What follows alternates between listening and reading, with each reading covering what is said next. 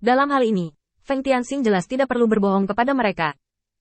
Laksamana Yan dapat yakin bahwa kata-kata Feng Tianxing dapat dipercaya, tetapi pada saat yang sama, kata-kata seperti itu juga membuat orang waspada.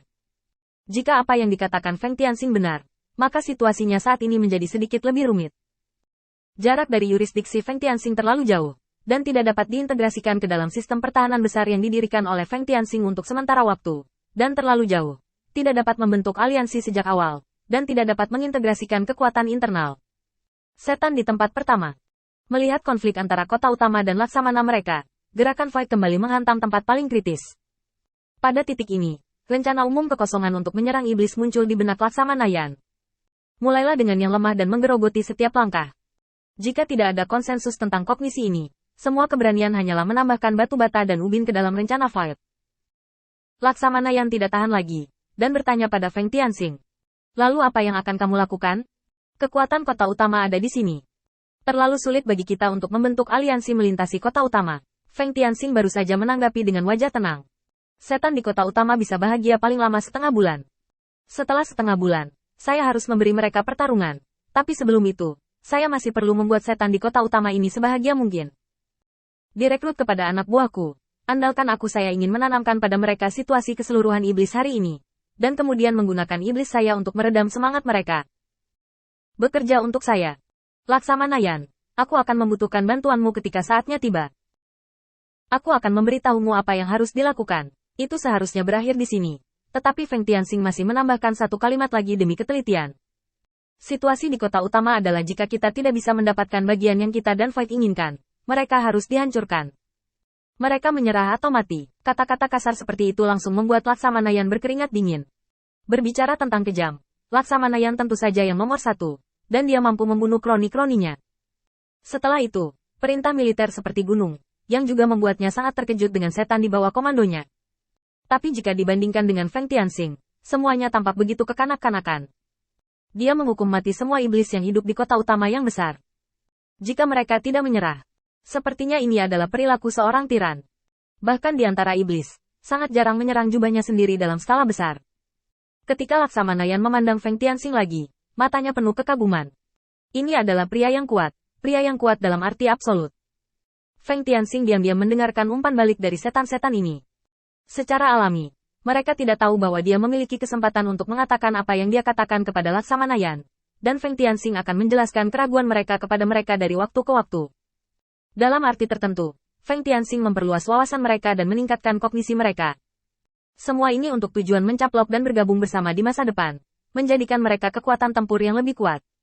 Laksamana Yan tiba-tiba menoleh dan terus memimpin. Pada saat ini, dia menurut. Dari awal mengenal Feng Tianxing hingga saat ini, jumlah pertemuan mereka sangat sedikit. Tetapi setiap kali, dia sangat terkejut. Dia tidak dapat menemukan tempat untuk membantah setiap kalimat, dan ada banyak fakta sebagai argumen untuk setiap tempat yang menurutnya tidak masuk akal. Melihat beberapa bulan terakhir, tidak ada operasi lain kecuali pembentukan garis pertahanan. Bagaimanapun, kekosongan itu sangat kuat. Jika ingin menyerang, Anda harus bekerja sama dengan laksamana lain. Ini adalah proses panjang lainnya. Tapi di sini di Feng Tianxing, semua aliansi tampaknya sangat mudah. Kecuali setan di kota utama. Hampir semua laksamana Feng Tianxing tahu ingin membentuk aliansi dengannya. Bahkan jika dia adalah dirinya sendiri, dia tidak keberatan dengan proposal Feng Tianxing. Setelah berpikir sejenak, Laksamana Yan akhirnya menemukan alasannya. Karena Feng Tianxing telah melampaui dirinya sendiri dalam banyak aspek. Kekuatannya hanyalah mata rantai yang paling tidak penting dalam semua aspek, dan menilai dari rumor beberapa tahun yang lalu. Feng Tianxing juga merupakan kekuatan puncak dari kondisi penghancuran tubuh. Juga di atas sebagian besar laksamana. Dihancurkan ke segala arah. Di depannya, Feng Tianxing adalah orang yang sangat kuat, dan mematuhi perintah yang kuat adalah tradisi setan perang. Tiba-tiba, Laksamana Yan tersenyum masam tanpa daya. Tapi sejak hari aku lahir, kamu adalah satu-satunya klan iblis yang benar-benar meyakinkanku tanpa bertarung satu sama lain. Laksamana dari semua sisi menyebabkan beberapa perubahan halus dalam pikiran Laksamana Yan. 3.000 setan masih bergerak maju menuju lokasi Grand Canyon. Pada saat yang sama, penguasa kota dari kota utama tidak menganggur. Apalagi, kemampuannya untuk mengeksplorasi informasi sendirian membuat Feng Tianxing merasa malu. Hanya 4 jam telah berlalu sejak Laksamana Yan dan avatarnya berangkat. Penguasa kota dari kota utama tiba-tiba bangkit dan memandang Feng Tianxing ke samping. Kemana Laksamana Yan pergi? Kudengar dia membawa ribuan setan keluar. Kata-kata ini jelas merupakan godaan.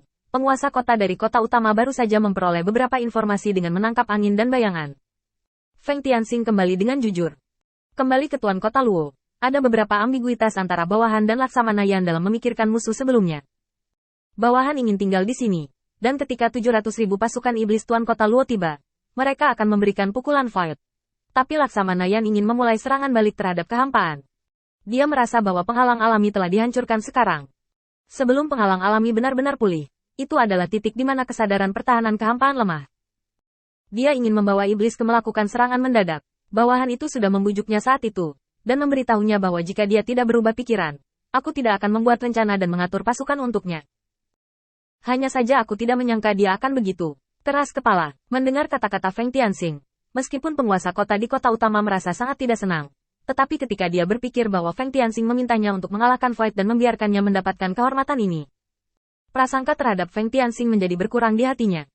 Bahkan jika itu seekor anjing, itu adalah seekor anjing yang menuruti perintahnya. Ini adalah pertama kalinya dalam hatiku Feng Tianxing diangkat ke titik di mana dia mengenalinya. Setidaknya, dia adalah anjing lari yang berkualitas. Tapi sekarang, pasukan puluhan ribu setan yang melawan kehampaan tidak bisa hidup tanpa seorang komandan. Dan dia, Tuan Kota Luo, masih akan memiliki bawahannya sendiri yang membutuhkan komandan di masa depan. Jadi dia tidak menyukai puluhan ribu ini. Setan. Cukup dibujuk. Laksamana Feng, jangan terlalu pelit dalam melakukan sesuatu. Karena Laksamana Yan ingin mencoba yang terbaik, biarkan dia mencoba. Jika tentara dikalahkan sekarang, bahkan jika aku datang dengan 700.000 setan dan mengalahkan kehampaan, apa yang akan dipikirkan setan lain tentangku? Mereka akan berpikir bahwa aku sengaja menunda-nunda. Jadi, Laksamana Feng, Anda membantu saya. Urus puluhan ribu setan ini untuk saya. Dan ketika saya berbalik, saya akan mengirimkan puluhan ribu setan dari kota utama untuk Anda pilih.